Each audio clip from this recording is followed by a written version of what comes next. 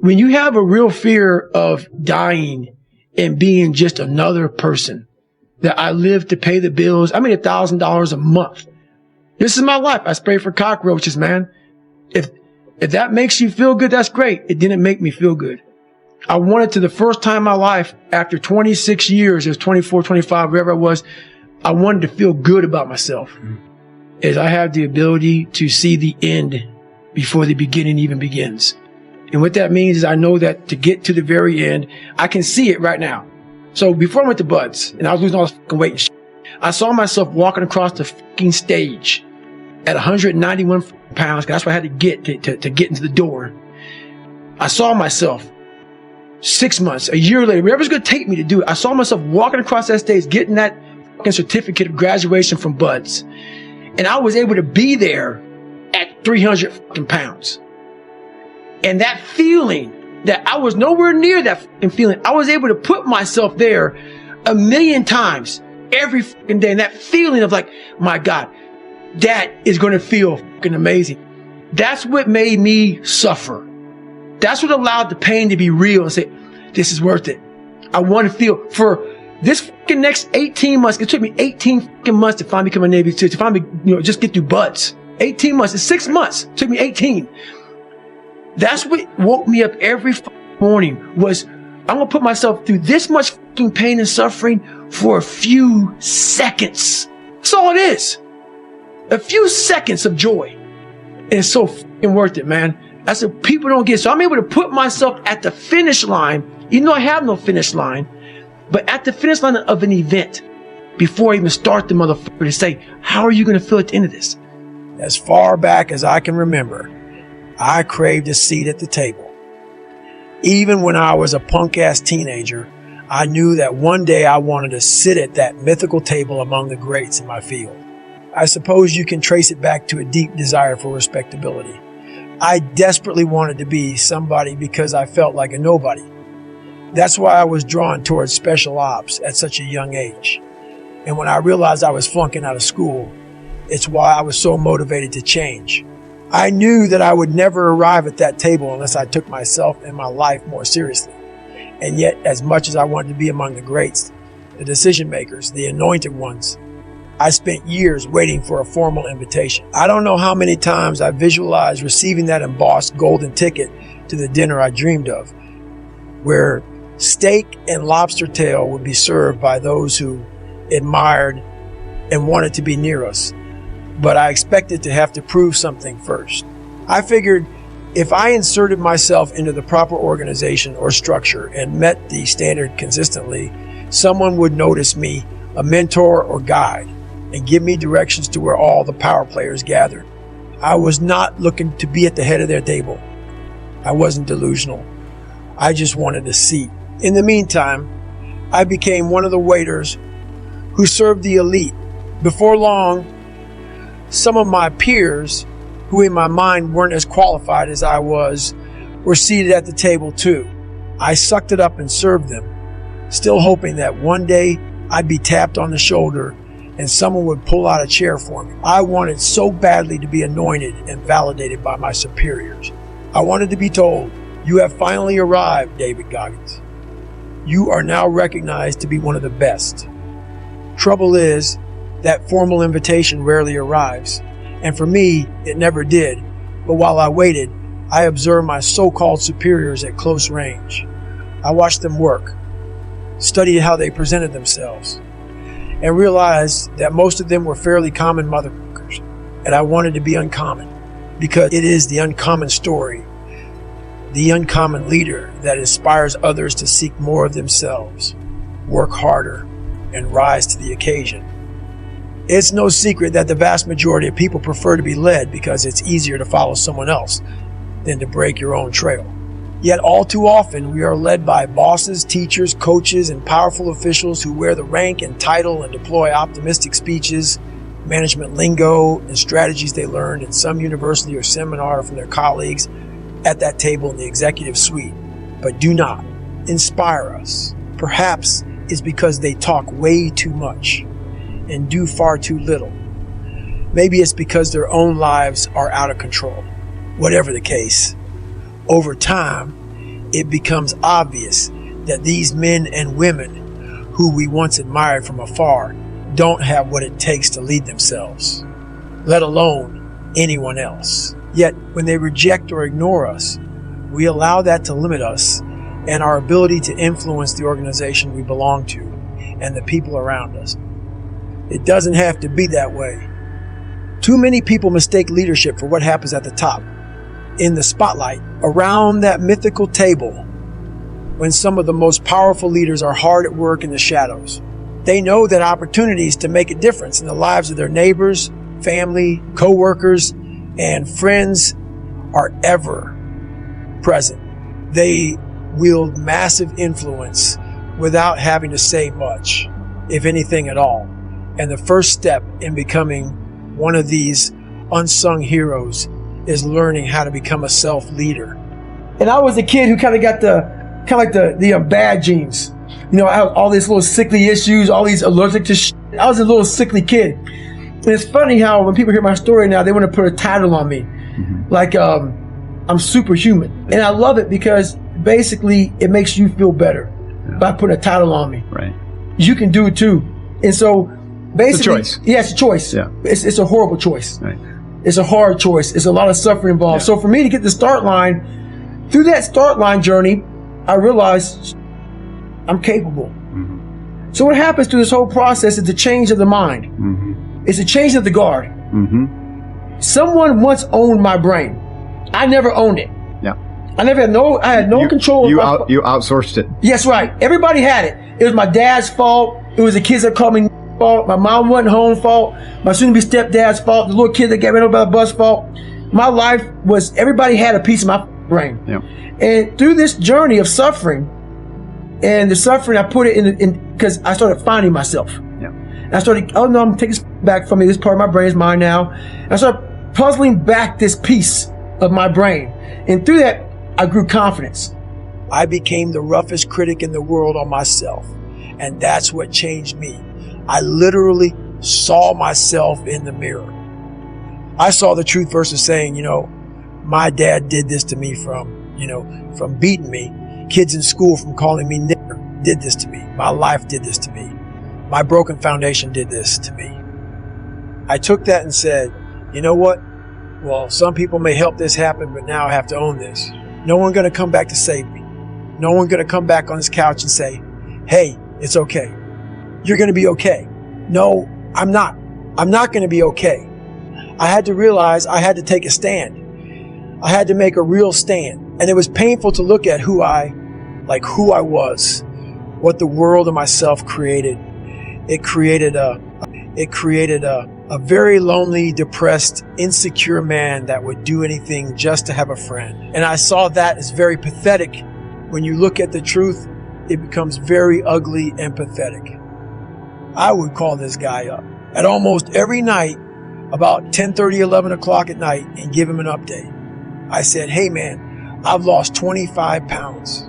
No one knew what I was doing. I'm really good at creating an enemy.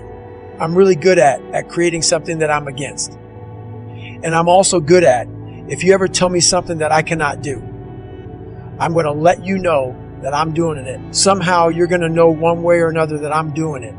It may not be like in your face. I may make sure that I run across the daggone world. So then it's on the news and you turn the news on the hell. I want to do something that, I'm here. So every time I lose like a big significant amount of weight, I call that recruiter up and say, hey man, I'm here. And before I knew it, man, this guy became almost like my best friend at that time because he started seeing, I started actually changing his life. He started seeing, wow, man, like, I'm glad I took a shot in this guy. And not only did I lose weight, I had to go back and take the ASVAB test to give us like a watered down SAT a couple more times just to get the Navy SEAL. It was a big process. So that 3 months was packed full of like failures, depression, even more. But what I found out in that whole 3 months, I lived a lifetime in that 3 months. I started realizing if I can flip these insecurities upside down, if I can flip this fear, if I can flip all this, that maybe this depressed, insecure guy, if I can flip it and make it work for me versus against me, I started seeing the power in failure, the power in insecurity, the power in self-doubt. Because I looked at everybody. It may not be true, but that's how I looked at everybody, as being way above me. I thought to myself, if I can be at the lowest part in the world, in the sewer, and be able to overcome all this shit, I started using that as power. And I slowly started passing the guys from Harvard, the guys from MIT, the guys who were these from great families. And oh my God, I'm catching up. I had nothing. So I started flipping it and using this power.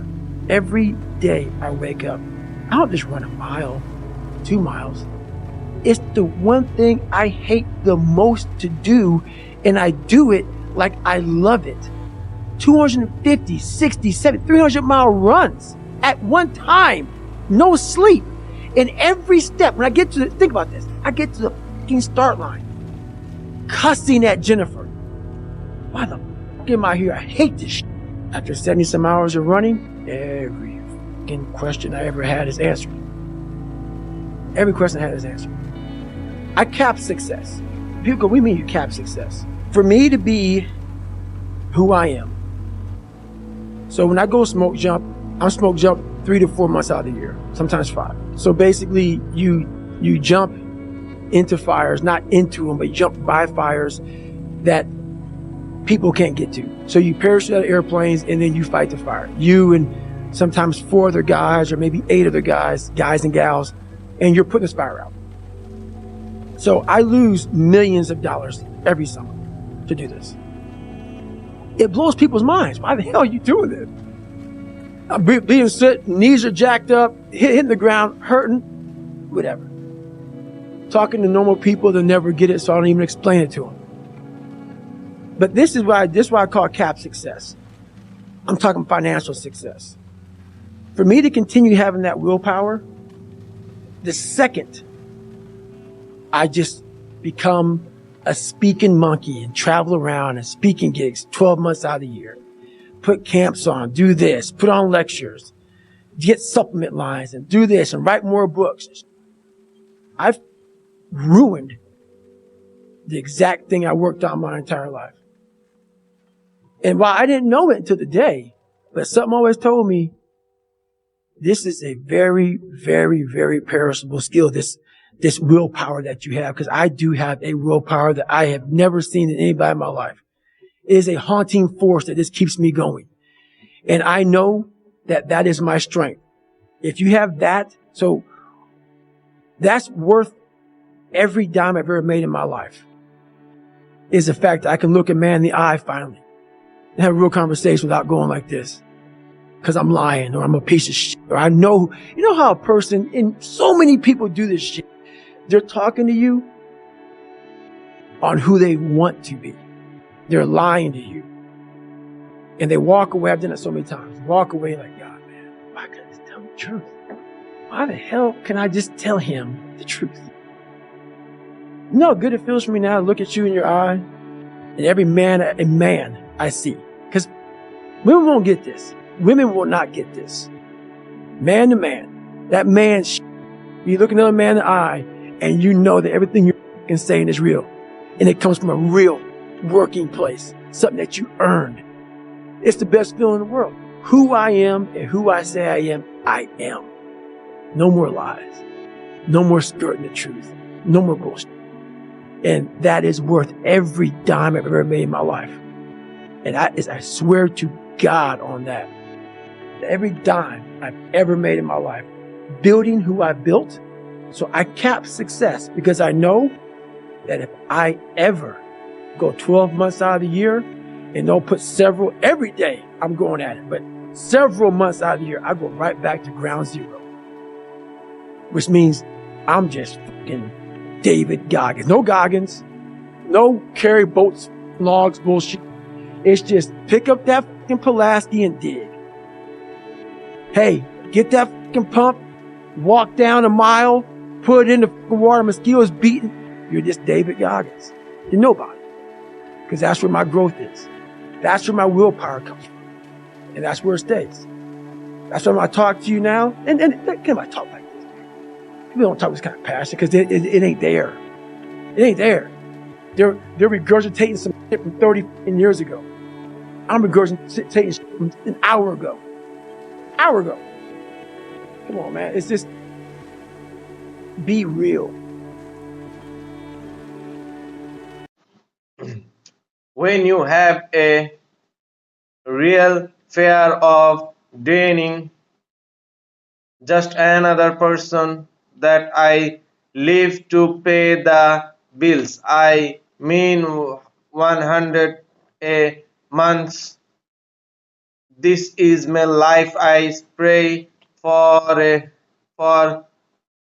man if that make you feel good. That's great. It didn't make me feel God. I want to the fair time in my life after 26 years as 24 25 wherever I was. I want to feel good about myself is I have the ability to see the and before the being even beings, and what that means is I know that to get to the very end I can see it right now. So before I want to bust and I was losing all the wings and I saw myself walking arrows